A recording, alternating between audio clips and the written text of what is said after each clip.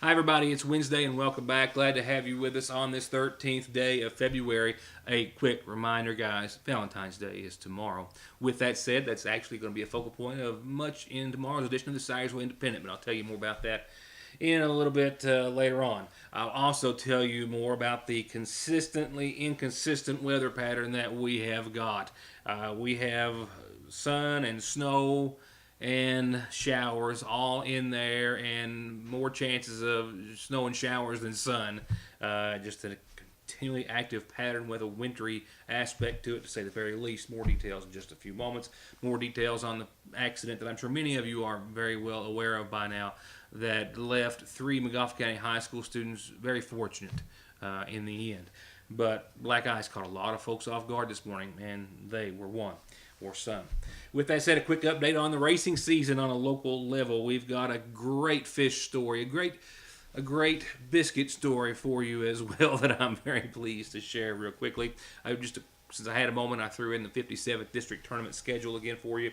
A lot on our calendar and a lot more before we get to our headlines. With that said, just a couple of things from the Department of Justice that we received today. One about a Kentucky man convicted of possessing sexually explicit images of children. These found after he was under investigation for sending threatening posts or the like to a legislator. A man from Versailles was actually convicted today by the federal jury in Lexington, of which he was before. After deliberating after a 2-day trial, they found 54-year-old Scott Sullick guilty of one count of knowingly possession sexually explicit images of prepubescent minors. According to the evidence posted at trial, Sullick was living in Versailles in January of last year when law enforcement searched his home for evidence related to threatening emails that he had sent to a congressman in the United States. The congressman wasn't identified today, but an examination of that evidence found during that search revealed that he had downloaded and saved sexually explicit photos of children on a laptop and on his phone as well. He'd already pled guilty to one count of cyberstalking arising from the threats that he'd emailed to that congressman, and is currently serving a 48-month term in prison on that charge, and now faces a maximum of 20 years in prison on these charges. And 47-year-old Billie Jean Spears of Jacksboro, Tennessee, was sentenced to 25 years in federal prison today by Judge Gregory Van Tatenhoff for crossing a state line with the intent to engage in a sexual act with a person under the age of 12. Late last year, Spears admitted that in October of 2017, he traveled from Tennessee to Franklin County, Kentucky, with the intent to engage in a sexual act with a minor who he knew was less than 12 years of age. He had posted an internet ad to which an undercover investigator with the Kentucky Attorney General's office responded, and during those communications between the two, Spears unequivocally indicated that he was intending to have sex with the investigator's fictitious 9-year-old daughter. And on October the 21st of 2017, he was met by the investigator and police, who prearranged a location in Franklin County. He must serve at least 85% of that 25 years as a result. I failed to mention it earlier. Just a quick note on our today's date in weather history. More on your weather forecast in just a few moments. Back in 1960, today and tomorrow, we saw 2 days of snowfall across a great deal of eastern Kentucky. And no, I don't recall that. But in all, it netted about 8 to 14 inches of snowfall on this date. A great deal of snow we have yet to see this winter. Will we see any real accumulating snow? Yet to be determined. We've got a shot at maybe a half inch or so in your forecast in just a few moments. Our top story tonight, I speak there of what I know in this particular case, but it is the fear that every parent lives daily with a new or a teenage driver, and is a fear that perhaps never goes away at any age for a parent. The call that your child has been involved in a car crash or accident, and this one this morning was serious, certainly, and it was one of actually many earlier today that involved both new and seasoned drivers alike, who were caught off guard by sheets of black ice everywhere, slick spots, anywhere water had touched the blacktop. And like those many others that happened this morning, there was no question that this two-car collision on Route 7 was caused by icy roads. No doubt at all. They came through a big patch of ice as you get off the parkway on Route 7, lost control, and run into the other vehicle. There's two vehicles involved. One behind us, laid up on his side. We had an excavator. She's been airlifted to Pikeville from this location. The two vehicles were driven by two Montgomery County High School students. One had his sister as a passenger, that being the driver of the white Ford Ranger, which at the time was traveling in the direction going up the hill towards the Harold Whitaker Middle School. He hit a long patch. It's hard to call it a patch. It covered both lanes and was tens of feet long, of black ice, and immediately lost control of the small pickup truck, hitting the black car in the driver's side. The teen driving the black car refused medical treatment on the scene. I actually talked to his parents, who arrived a short time later, who did say, however, they were going to take him to be checked out in their personal vehicle a few moments after they left the scene. As for the two teenagers in the white pickup truck, they were both taken to the hospital. The male driving by ground ambulance for possible serious injuries, his sister by air, I believe, to the Pikeville Medical Center, where I am thrilled to say that she has since been cleared of any life-threatening and any serious injuries as well. Pretty much a miracle when you see the collision as it sits before you. All this after roads looked deceivingly wet. Hence the term black ice. Even the thinnest of layers of moisture proved hard to stand on in these conditions, with temperatures right around freezing, but with all of that wind and the wind chill making as much of a difference as anything. It was just a thin glaze of ice, and in some areas, just frozen over roads. And at the Montgomery County High School, where all three involved were students, Principal Chris Meadows says they're using this as a teaching and learning experience and sending out their best wishes to all those involved. We've actually spoken with our school resource officer today about holding a meeting with our student drivers about these early mornings where we haven't really had any precipitation, no snow, and we think everything's okay, but maybe with a lower temperature and water that might run across the highway in certain places that could cause black ice. So we're looking at putting together something to inform our student drivers just about that extra precaution, especially to finish out the winter and these early spring mornings. What's the general reaction on behalf of those students who heard about the crash today? Students have been really concerned about it. They've been worried naturally. And to try to ease that somewhat, we held a meeting in the cafeteria later in the morning once I'd had the opportunity to speak with both parents about the students. We held a meeting for those that wanted to come down and express any concerns they might have or to ask questions, and we tried to answer those as best we could with the information that we had been provided. So I think that helped somewhat, and then we've been working on some get well cards, and students have been dropping by the art department and writing a message or a signature so that we can just let them know that we are sending positive thoughts and prayers and well wishes. And lastly, two images that will remind us all on just how fortunate two families are feeling tonight. The wreckage of the small truck that the brother and sister were in, and this picture of the fender of that truck impaling the driver's side windshield of the other vehicle.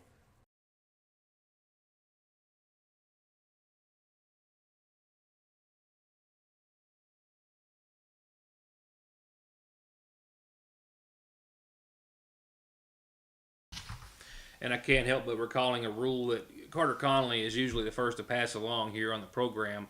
If you walk outside and you see your breath, you should see a reason to watch out for any what appears to be wet, slick, or other spots on the roadways, because odds are they are going to be frozen, or we should at least treat them like they are. And we all do it every year. There's that first day or so when we see that particular scenario happen, and today was kind of that day, to be as serious as it was. And I know of several different auto accidents. Another student, I think, down around North McGoffin Elementary, a non-injury accident, maybe even no damage to the vehicle but left the roadway, and several adults also as well affected. That's the most serious that I'm aware of as far as the one involving those three students, but we're so glad to report that they're all going to be okay. Miraculous. With that said, I'll be right back after these messages. From brakes, exhaust, suspension, fluid changes, to expert collision and auto body, to turning your 4x4 or diesel from mild to wild, get real auto maintenance, paint, and repair at Black Smoke Performance in Dixie of Sagersville. 349-8785. At Sagersville National Bank, they know your house is much more than your home. It's an investment, and for many of us, the biggest we'll ever make. And whether it's for needed repairs and maintenance, or a new addition or renovation to give you some more room and more equity, let Sagersville National Bank deal with all the financial work and worry. Real and real competitive, hometown, homegrown, home improvement loans at Sagersville National.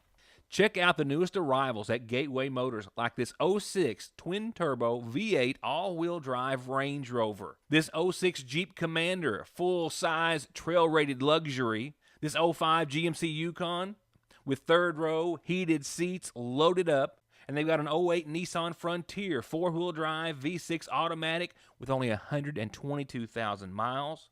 And this '06 F-150 has 119,000 original miles. And you can drive off in any or all of these for about $200 a month at Gateway Motors in Sagersville. 349 cars.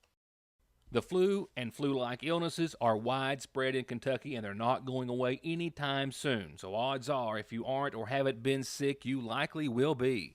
And Parkway Pharmacy has exactly what we all need to fight it and any other cold or illness, from immune boosters for adults and children as young as 2 to all-natural homeopathics made right here in the United States of America. They can help prevent you from getting sick or get you fast relief if you already are. With great tasting and easy-taking gummies, powdered mixes, rapid-melting fruity tablets, and syrups at Parkway Pharmacy.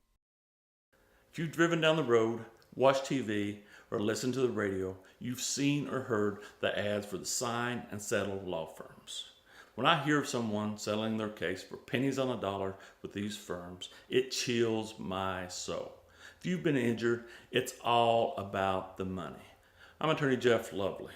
I represent injured people who deserve all the money they can get. Call me at my Sayersville office at 349-4522, West Liberty at 743-1965. Appalachian Wireless is transforming the way you upgrade your smartphone. Trade in, trade up, and experience the benefits of Appalachian Wireless's trade-in program. Head into any Appalachian Wireless retail location or go to AppalachianWireless.com to get an estimate on your device. Use or apply your device credit towards your new Appalachian Wireless device or account. It's that simple. Just another way Appalachian Wireless proves better service and bigger savings. That's today's Appalachian Wireless. Whether it's game time, family time, or any kind of fun or hungry time, it's always a perfect time for the party platter from your Sagersville Lee's famous recipe. 20 crispy buffalo wings, 20 hot and spicy wings, fried pickles, cheese sticks, jalapeno poppers, mini corn dogs, jumbo breast strips, and spicy jumbo dippers. It feeds a crowd for only $34.99, and you get $3 off if you call and order one at least a day ahead. It's party time at your Sagersville Lee's. I'm going to reach out and offer a free meal anytime, or maybe several times if he's ever through the Sagersville area, because the free publicity that Lee's Famous Recipe is getting out of this fish story is certainly well worth it. But a goldfish, use that term loosely, I'll explain more in just a second, but a fish story nonetheless has made for a great PR ad, I think, and one that I'm pretty sure is going to be used at some point by corporate at Lee's Famous Recipe. Okay, let's go ahead and get all the Flushing jokes out of the way right now, because there have been plenty, deservedly so. I mean, come on. That's the first thing that all of our minds went to, but not in this case. In this case, this young man in his 20s knew that this pond, a private one at that, was stocked or held a quantity of goldfish and koi, and he and his sister were traveling by and thought they'd stop and throw a line in. He's an avid fisherman and does so quite often. He didn't have his regular gear with him, but that didn't really matter. He had what I thought was the perfect combination. The picture was posted online by his sister, Cassie Anderson, with a caption underneath saying this was not a stolen image, it has not been edited or photoshopped, this is my brother who's holding what might be, the pet goldfish they once flushed when she was 9, referring to Bubbles in her long-lost thoughts. But nevertheless, this is about a 20-pound, 30-inch goldfish with a question mark at the end of it. I'll explain that in just a few seconds. But Hunter Anderson has been interviewed by major networks all around the nation. Says, nope, it's not a fake. He had been fishing ever since he was able to or big enough to hold a rod in his hands, and he's caught all sorts of fish, and koi and goldfish too. He is from Danville, and he knew this to be a private pond where he was allowed to fish and stop and did so. As for the type of fish, well, the Department of Fish and Wildlife says more possibly a breed of butterfly koi and not a goldfish. But, I mean, a technicality, don't you think? It's still a big, beautiful 20-pound fish that hardly anyone ever catches. So regardless, it's made for a wonderful memory and a great story. And what I like best about the story is bait. Yep, he'd been to Lee's Famous Recipe earlier in the day and had a piece of leftover biscuit with him. I have long said that chicken, which I have and my family has used to catch fish before in private ponds, and biscuits have worked before, and he's proved our point. So thanks, Mr. Anderson. And he also noted, surprisingly maybe to many of us, he says this was the hardest fighting fish he's ever caught. It took him about 5 or 6 minutes to land it, after which he captured this incredible pick and then put it back in and set it about his way. But what a great story and what a great photo to share. And what a great biscuit at your Sayersville, Lee's Famous Recipe. I've got a story to start off the racing season in just a few moments. I've got a local racing team on the track right now as we speak down south. While that's still prepping, let's go on to tonight's community calendar, which also follows, just a quick reminder since I had time to insert it, about your 57th District Tournament lineup starting next Monday night at Paintsville. These are the pairings after what's decided mostly by drawing and, of course, performances throughout the season. The 57th tips off Monday night at 6:15. We've got 2 girls' games on Monday night, the only night with 2 games scheduled. At 6:15, it's the Lady Cards of Sheldon Clark versus the Lady Hornets of Magoffin County in Game 1. Game 2 Monday night will tip off at or around 8:15 following, with the Lady Tigers of Paintsville taking on, of course, crosstown rival the Lady Eagles of Johnson Central. The next night, Tuesday at 7, a single boys game, first round action between the Tigers of Paintsville and the Cardinals of Sheldon Clark. Wednesday night, the other first round for the boys, 7 o'clock as well, will be the tip between the Johnson Central Golden Eagles and the Magoffin County Hornets. Then, of course, that leaves 2 championship games between the remaining teams. Thursday, it will be 7 o'clock for the girls' championship. Friday at 7 for the boys. All games being played at Paintsville. Yeah, birthday wishes abound for this trio. Last night was a happy 3rd for a happy Hunter. Now Braxton celebrating a happy 2nd birthday today with a whole lot of love from family and friends. Happy birthday, Braxton. Happy birthday to you. Happy 2nd. And we've still got one more to come in a few days. The Water into Wine Food Pantry at the Lakefront Church of God on Route 30 will be serving next Wednesday and Thursday, 8:30 till 3, both days. Remember, they break for lunch from 11:30 to 12:30. And also remember, commodities can't be picked up until after 12:30 on Thursday. So please wait to pick up your food pantry box at that time. And also, they want me to remind clients receiving commodities will need to be recertified. And when signing for senior commodities, each client will have to give their income to be recertified. And everyone is invited to be a part of the NEA Read Across America event coming up in the Magoffin County school system. The Read Across America event has been a long-standing tradition where they've joined other schools across the state and nation in pledging to participate in a district-wide celebration of reading for the 18th year. Last year, over 200 parents, teachers, and people throughout the community in Magoffin County participated to show their support for reading, and they want to make that double or triple this year. So join them at one of these locations the first week of March: North Magoffin, Sayersville Grade School, and South Magoffin Elementary. Each day, Tuesday, Wednesday, and Thursday at 1 o'clock. And if you've got a calendar announcement and want it on your news today, doesn't cost anything. You just have to get it to me so I can tell everyone about it.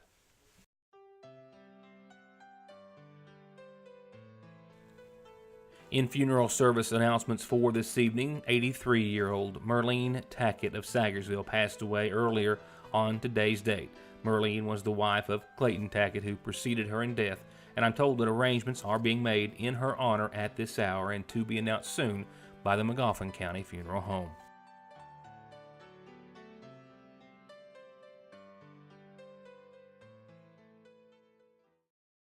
SSI and disability cases are harder to win these days. You need all the help you can get.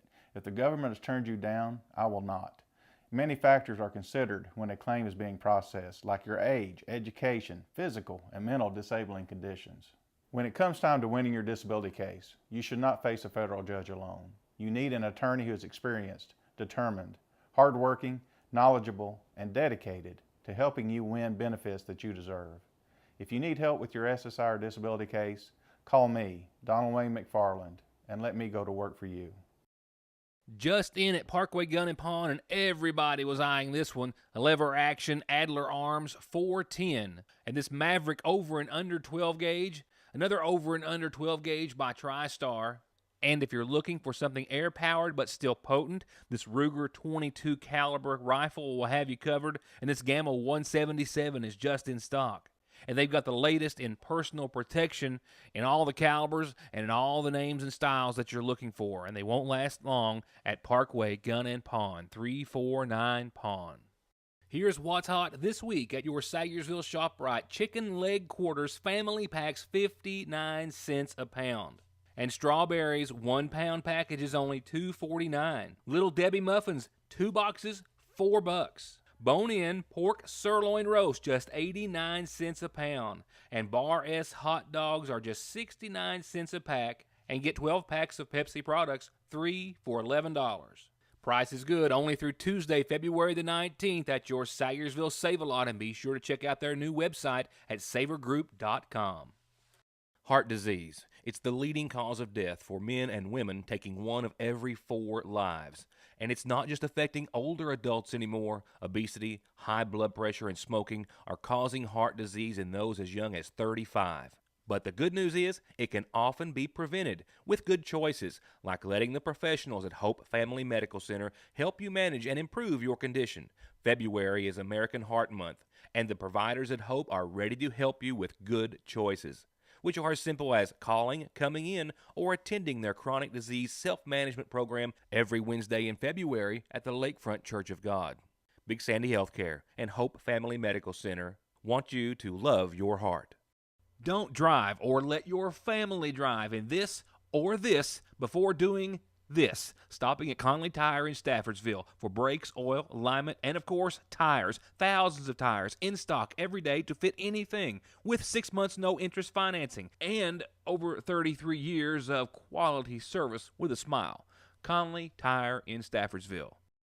This Thursday is Valentine's Day, and this is exactly where you can find that perfect something for your heart of hearts. Of course, all kinds of cool stuff for him. And guys, of course, something perfect for her. Everything from new amazingly scented bath bombs to jewelry from Bourbon and Bow Ties to a whole new section of Simply Southern. Tees, shirts, bracelets, tops, accessories, and more. A whole section of Lily Pulitzer. And of course, a store full of home decor. All where you can find the very best way to say Happy Valentine's Day and I love you at Fraser's Prater Drugs Seasonal Shop in downtown Sagersville. Well, it's a new season. Daytona is this weekend. Am I right about that? The Daytona 500 runs this weekend.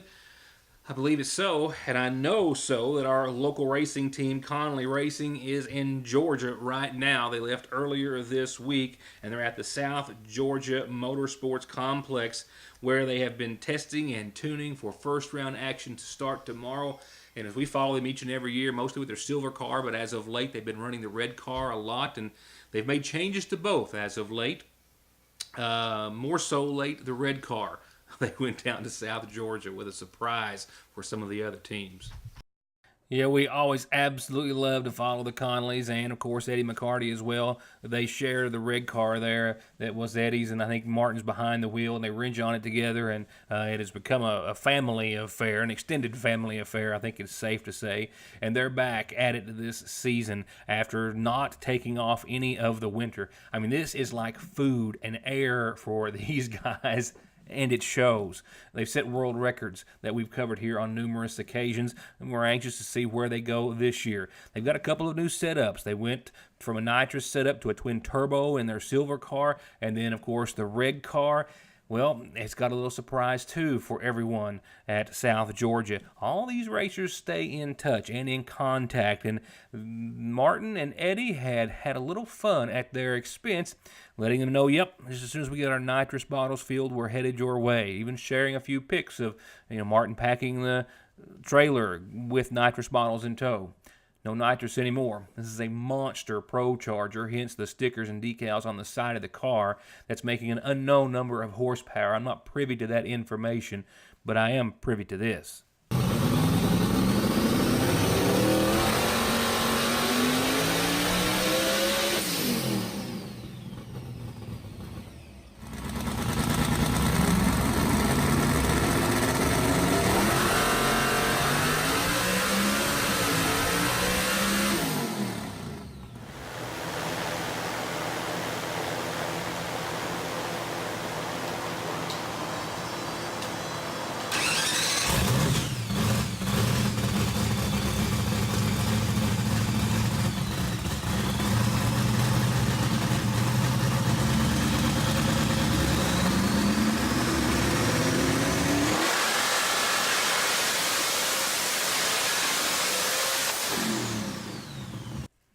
They got there yesterday. They said that there was barely a parking spot left. At that time, it was already packed. They were going to start testing at 10:30 this morning, and I think first round action starts with a lot of love on tomorrow, Valentine's Day in South Georgia.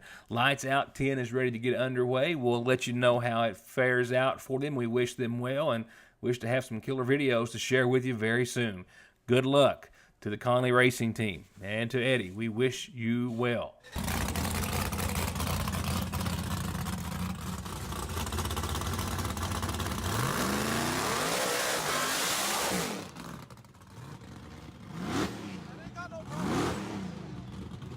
That's just an intro. I hope to hear some more from Martin or Eddie this week as they progress, and maybe an interview over the phone or when they return, should they have a good run at it. If not, they've got several more chances as the season is just beginning. Well, we're not beginning to talk about this trend. In fact, it's getting rather old and tiresome, but nevertheless, a winter and active weather pattern is in store. We've got rain and snow chances throughout much of it. Not a big major winter weather factor, but just enough to kind of keep you on the edge of your seat, so to speak, just wondering what's tomorrow going to be. Mostly clear skies tonight, but we cannot shake those winds. 28 for your low, but southwesterly winds 5 to 8 to 16 mile per hour gusts. It's going to be blustery again. Not as bad, but still a bit breezy. Tomorrow, clouds are on the increase for your Thursday, so are temps. About 57 right now for daytime highs. Not too shabby. Still winds out of the south. Still gusts up to 20 miles per hour at times. While tomorrow night we'll move in, I bet you couldn't wait, our next round of precipitation. Right now, about a 30% chance of rain Thursday night, mainly after midnight or 1 o'clock, and otherwise mostly cloudy, and a low of 44 and southwesterly winds, 10 to 17 miles per hour at times. Friday, that rain continues to the tune of about 40%. Temperatures steady, right around 47 degrees. Winds will start to die a little bit, down to about a 6 to 8 mile per hour westerly wind. But Friday night, rain is likely, maybe even changing over to snow, maybe mix in the middle as well. 31 degrees, right in the bubble. And a lesser wind coming out of the northeast, about 6 miles per hour or so after midnight. New snow accumulation of about, well, I'll say less than a half an inch possible Friday night.